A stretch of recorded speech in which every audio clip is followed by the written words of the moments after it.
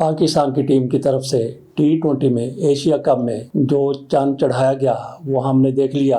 ये मोहसिन नकवी की टीम थी जो भारत से हार गई। हर पाकिस्तानी इस पर नजरें जमाए हुए था कि हमारी टीम बेहतर खेलेगी, लेकिन हमारी टीम फौस हो गई। और उधर इंडियन टीम का रवैया वो इंतहाई जारहाना बल्कि रौनक पर मबनी था।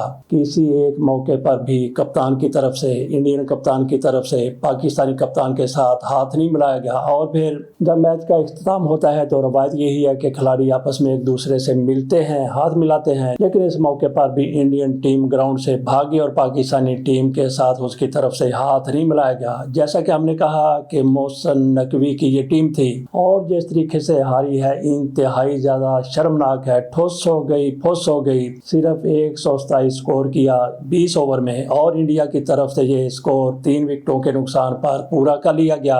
कई खिलाड़ी ऐसे थे कि पाकिस्तान का स्कोर 99 था और 8 खिलाड़ी आउट हो चुके थे। इससे पहले भी और इस दौरान भी कई खिलाड़ी बैक रिवर्स करने की कोशिश में आउट हो गए। 2 तो आउट हुए हैं। इससे अंदाजा किया जा सकता है कि ये कितनी संजीदा टीम थी। बहरहाल हार जीत मैचेस में होती रहती है, लेकिन जिस तरह से ये टीम हारी है, हमारी टीम हारी है, सिर्फ 127 स्कोर किया गया है। बल्कि ये लग रहा था कि टीम 100 के अंदर ही आउट हो जाएगी, लेकिन फिर कुछ खिलाड़ियों की तरफ से बेहतर परफॉर्मेंस दी गई। इंडिया की रौनक की बात की जाए तो जिस तरह के उनके खिलाड़ियों की तरफ से पाकिस्तानी खिलाड़ियों के साथ हाथ मिलाने से इनकार किया गया, इसी तरह से उनके कप्तान की तरफ से सूर्या कुमार यादव उन्होंने अपनी इस कामयाबी को अपने आर्म फोर्सेस के नाम किया गया है। ये भी बड़ी शर्म की बात है, खासकर इंडिया के लिए। वो इसको मार का हक की तरफ ले गए हैं और इंडिया की तरफ से ये झक मारी गई है। मार का हक में जो कि पाकिस्तान की तरफ से इनके साथ कर दिया गया, तो क्या इस तरह के मैच जीत कर आप उसको बराबर कर सकते हैं? क्या आप उस तरह से बदला ले सकते हैं? सवाल ही पैदा नहीं होता। बहरहाल इंडिया की तरफ से वहां पे कामयाबी हासिल की गई है और हमारी टीम फुस हो गई। तो इस हवाले से मोहसिन नकवी साहब को जवाबदेह बनाया जाना चाहिए। हमारे वजीर आज़म की तरफ आ जाते हैं, उन्होंने झूठ बोला है। इसी तरीके से हमारे चीफ जैसे इस्लामाबाद हाई कोर्ट की तरफ से भी ऐसा झूठ बोला गया है, शर्मनाक किस्म के झूठ बोले गए दोनों की तरफ से।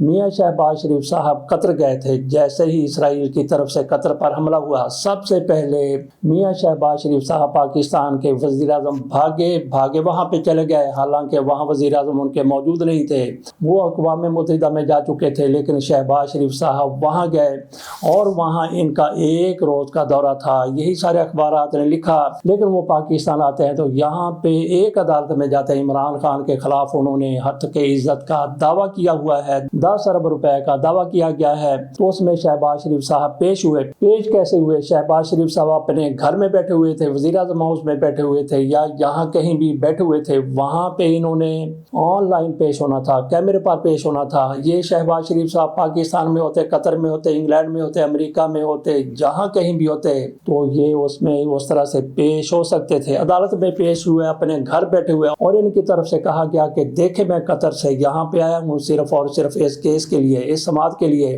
पेश होने के लिए आया हूँ। हालांकि इनका 1 रोज का दौरा था, दौरा मुकम्मल करके आए थे, लेकिन इनकी तरफ से ना जाने क्यों झूठ बोला गया और अदालत को कहा गया कि देखे मैं कतर से आ गया, लेकिन इमरान खान के वकील की तरफ से फिर टाइम मांगा जा रहा है। तो ये शहबाज शरीफ साहब की तरफ से सफेद झूठ बोला गया। बिल्कुल इसी तरह से सरफराज डोगर साहब की तरफ से जो कुछ ईमान मिजारी को कहा गया था वो भी आपके सामने है, लेकिन वो भी मुकर गए, झूठ बोल गए। उन्होंने कहा कि मैंने ऐसी कोई बात नहीं की, मैंने जो कुछ उनके बारे में कहा था वो सारा कुछ साकोस बाग से हटकर मीडिया में रिपोर्ट हुआ। वो तो मेरी बेटी है, वो बच्ची है, मैं उनको समझाना चाहता था, मैंने ऐसी कोई बात नहीं की। मैंने उनके खामद को कहा था कि आप इनको समझाएं। हालांकि उनकी तरफ से ये कहा गया था कि अगर ये बात ना आई तो फिर मैं पकड़ लूंगा ना। इस तरह की बातें उनकी तरफ से की गई थी, लेकिन इसके बाद उनकी तरफ से सफेद झूठ बोल दिया गया।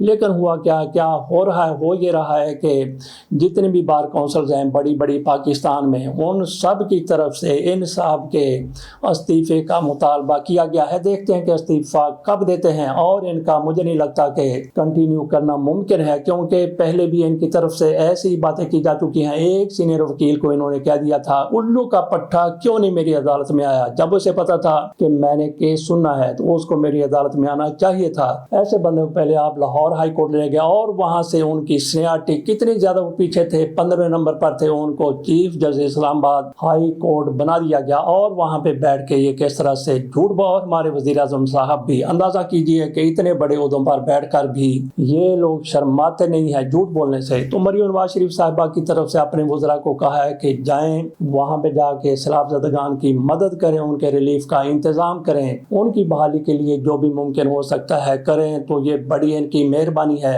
मरियम नवाज शरीफ साहिबा की जब ये खुद जाती थी तो सारा प्रोटोकॉल उनकी तरफ ही हो जाता था, सारी ब्यूरोक्रेसी इन्हीं की तरफ देखा करती थी। चले बेहतर है कि खुद नहीं गई, इनके वजीर गए हैं, इनके वजीरों को देखते हैं कि वहाँ पे लोग घास डालते हैं ब्यूरोक्रेसी या नहीं घास डालती। बहरहाल ये बेहतर हो गया है कि ये घर पे बैठी हुई हैं, घर बैठकर अपने ऑफिस में बैठकर बहुत कुछ कर सकती हैं। जो टाइम इन्होंने उधर देना था चलें अपने मेकअप पर टिकटॉक बनाने पर उसको सर्व करेंगी तो कौम मुल्क को बहुत ज्यादा उससे फायदा हो सकता है। इनकी तरफ से एक ट्वीट किया गया है जिसमें दिखाया गया है कि बच्चे बैठे हुए नारे लगा रहे हैं, पाकिस्तान जिंदाबाद कह रहे हैं, डिप्टी कमिश्नर साहब दरमियान में बैठे हो और ये मैच देख रहे थे। तो अंदाजा कीजिए कि क्या ऐसा मुमकिन है, ऐसे बच्चे क्या सैलाब-ज़दगान के हो सकते हैं जो नारे पे नारे लगा रहे हैं। सैलाब-ज़दगान कितनी ज़्यादा मुसीबत में है, पानी में फंसे हुए हैं, सैलाब में फंसे हुए हैं, उनको तो अपनी रोटी की फिक्र पड़ी हुई है, एक एक लुकमे की फिक्र पड़ी हुई और अपने जानवरों के चारे की उनको फिक्र है। लेकिन इनकी तरफ से मरियम नवाज शरीफ साहिबा की तरफ से अप्रिशिएट किया गया है कि देखें डिप्टी कमिश्नर साहब ने बच्चों के लिए, सैलाब मुतासरीन के लिए मैच दिखाने का बंदोबस्त कर दिया है। तो क्या लोगों के मसले खत्म हो गए, क्या सैलाब-ज़दगान की बहाली हो गई, उनको रिलीफ मिल गया, उनके कर्जे मुक गए, उनको खाना मिल रहा है। शहबाज शरीफ की तरफ से अब यह कह दिया गया है कि अगस्त के बिल इनके माफ कर दिए गए हैं। कल तक ये कह रहे थे कि IMF के पास जाएंगे, उससे पूछेंगे कि इनको हमने बिजली के बिलों में रिलीफ देना है, कितना देना है। तो जब आप पाकिस्तान में बैठ के अपने ब्यूरोक्रेट्स, अपने पार्लियामेंटेरियन, अपने वुज़रा, अपने स्पीकर और चेयरमैन सेनेट की तनख्वाह में 800% इजाफा कर सकते हैं अपनी मर्जी से। जब मुलाजमीन की बात आती है, सरकारी मुलाजमीन की, तो आप कहते हैं कि हमने IMF से पूछना है। और इसी तरह से बिजली के बिलों के हवाले से आपने कह दिया कि मुतासरीन के हवाले से बिजली के बिलों में रियायत के लिए, रिलीफ के लिए IMF से बात करेंगे। अगर वहाँ से इजाज़त मिल गई तो इनके बिलों में कमी कर दी जाएगी या बिलों के हवाले से कोई फैसला कर दिया जाएगा। बहरहाल अगस्त के महीने के हवाले से इनकी तरफ से कह दिया गया है कि सैलाब मुतासरीन के बिल ख़त्म कर दिए जाएंगे या ख़त्म कर दिए गए हैं। माफ़ करने के लिए उन्होंने कहा कि माफ़ कर दिए गए हैं। तस्वीर आला के हवाले से बात ज़रा बाद में करते हैं, जैसा कि थंबनेल पर हमने आपको दिखाया है। पहले थोड़ी सी बात कर लेते हैं अमेरिका में चार्ली कर्क को जिस तरह से कत्ल किया गया है, उसने पूरे अमेरिका को हिला के रख दिया है। ये बंदा जिद्दत पसंद था और ट्रंप के हवाले जिस तरह वो कहते थे कि हमने अमेरिका को नया बनाना है, ये भी यही बात कर रहा था और ये ट्रंप के मिशन को लेके आगे जा रहा था। दोनों तकरीबन एक ही पेज पर थे, लेकिन दूसरे ग्रुप को, दूसरे लोगों को इनसे शदीद तकलीफ थी। ये ट्रंप के लिए तकरीरें भी किया करते थे, ट्रंप के लिए तहरीरें भी लिखा करते थे। ट्रंप नहीं बल्कि ये जदीद अमेरिका के हवाले से बात किया करते थे। तो जिद्दत पसंदी के हवाले से लोग इनके साथ थे। इनको कत्ल कर दिया गया तो अमेरिका हिल के रह गया, लेकिन ट्रंप की तरफ से कहा गया है कि इनके कातिल को गिरफ्तार कर लिया गया है। ट्रंप ने अपने लोगों को कहा कि शांत हो जाएं, जरा तसल्ली रखें, आपको इंसाफ मिलेगा, मकतूल को इंसाफ मिलेगा। इस तरह से अमेरिका में जिस तरह से सूरत हाल बिगड़ती हुई नजर आ रही थी, वो भी बेहतर होती हुई नजर आ रही है। बहरहाल एक बहुत बड़ा कत्ल हुआ और कातिल को गिरफ्तार कर लिया गया है। कितना शफाक होगा ये कातिल जिसने ऐसे बंदे को मार दिया जो अमन की बात करता था, जो अमेरिका की जिद्दत की बात करता था, जो अमेरिका को आगे ले जाने की बात करता था। अब आ जाते हैं तस्वीर आला की तरफ। मौलवी साहब की तरफ से मरियम नवाज शरीफ साहिबा जो कुछ कर रही हैं, ये हुकूमत जो कुछ कर रही है, उस हवाले से उन्होंने वजीर आला को तस्वीर आला कहा है और वो रोते हुए बद्दुआ क्या दे रहे हैं। आप खुद सुनिए कि मौलवी साहब की तरफ से کیا روتے ہوئے بددعا دی جا رہی ہے۔ آیا سلاب والیاں دی مدد کرن جا رہے، اینے کو ڈبے چینے کو چول پا کے اتے تصویر اللہ دی تصویر لا کے، تصویر اللہ دی تصویر لا کے، کشتی چکما کے، تصویر لا کے، ویڈیو بنا کے، اس قبیلے نو ذلیل کرا کے واپس آنے والوں، کاش کتے تاڑا ٹبر اجڑ کے سڑک تے بیٹھا ہوئے، کاش کتے تسی اجڑ کے تیاں لے کے سڑک تے بہو، راتی ستی بادشاہ زادی دن چڑھیا ہو فقیر گئی، جس تن لگے 100 تن جانے، دکھیے دی گل دکھیا جانے، سکھیے نو کی خبر، 100 کلے دے مالک، 200 کلے دے مالک تیاں نو سڑک تے لے کے بیٹھے، اور ہم اتنے بغیرت ہو چکے ہیں، انہوں نے ایک تھالی چولا دی دے کے ویڈیو بنا کے پوری دنیا چ ذلیل کر رہے ہیں۔ شرم کرو، ڈب مرو،